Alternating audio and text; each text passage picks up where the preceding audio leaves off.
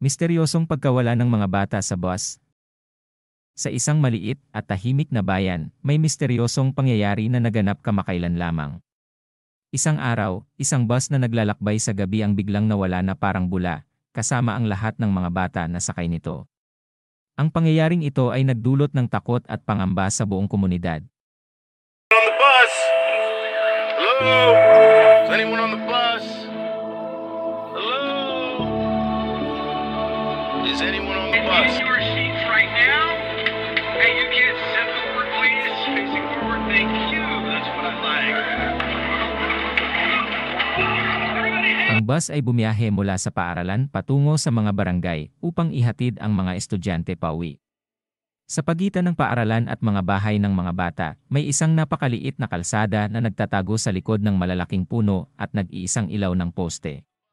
Ito ang daang madalas gamitin ng mga bata na naglakad pauwi. Ngunit isang gabi, sa kabila ng karaniwang takbo ng bus, bigla na lamang itong nawala habang dumadaan sa nasabing kalsada. Sa umpisa, inakala ng mga magulang na baka may sira lamang sa komunikasyon o may naging aberya sa sistema ng bus. Subalit, wala silang narinig na balita mula sa mga bata mula nang mawala ang sasakyan. Agad na nagtungo ang mga otoridad sa lugar ng pangyayari upang suriin ang mga posibleng dahilan ng pagkawala. Sa pag-aaral ng CCTV footage mula sa mga kalapit na establishmento, napansin ng mga otoridad na may misteryosong nilalang na bigla na lamang sumulpot sa harap ng bus. Sa mga pangalawang pagtingin, nawala na ang bus at ang mga bata. Sa mga oras na iyon, tila nawalan ng elektrisidad ang mga ilaw sa kalsada, at ang lugar ay napuno ng kakaibang kaharian ng dilim. Ang mga investigador ay nagtutok sa pag-aaral ng mga kaugalian ng mga bata, ang kahalagahan ng nasabing kalsada sa kanilang pang-araw-araw na buhay. Sa kabila ng mga pagsusuri at pagtatanong sa komunidad, hindi pa rin natagpuan ang anuman tungkol sa misteryosong pagkawala ng bus at mga bata. Habang ang mga magulang ay nag-aalala at umaasang makakamtan ang kasagutan, patuloy pa rin ang investigasyon upang mailabas sa liwanag ang misteryo ng pangyayaring ito. Ngunit, sa ngayon, ang mga tanong na naglalaro sa isipan ng lahat ay nananatiling walang kasagutan, at ang pagkawala ng mga bata sa bus ay nananatiling isang malaking misteryo sa bayan na iyon. Isang matandang lalaki sa bayan ang nagkwento ng isang sinaunang alamat tungkol sa isang anino na umiikot sa paligid ng kalsadang iyon tuwing gabi. Ayon sa kwento, ang aninong iyon ay nagiging gabay ng mga kaluluwa patungo sa isang ibang dimensyon.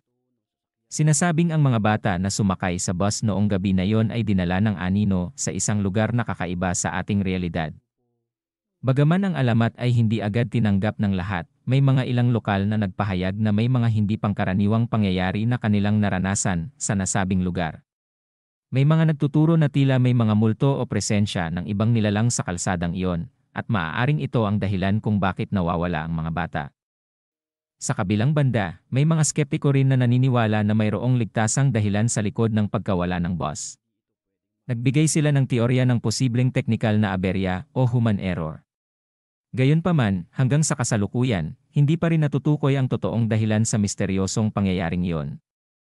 Habang ang mga nag-aalala at naiinip na magulang ay patuloy na umaasa na makakamtan ang kasagutan, ito'y nagiging isang bahagi na ng kasaysayan ng bayan na may misteryo sa likod ng kalsadang iyon. Ang misteryo ng pagkawala ng bus at mga bata ay nananatili sa isipan ng mga tao, at ang kalsadang iyon ay naging sagisag ng kababalaghan na nagbigay buhay sa mga alamat at kwento ng bayan.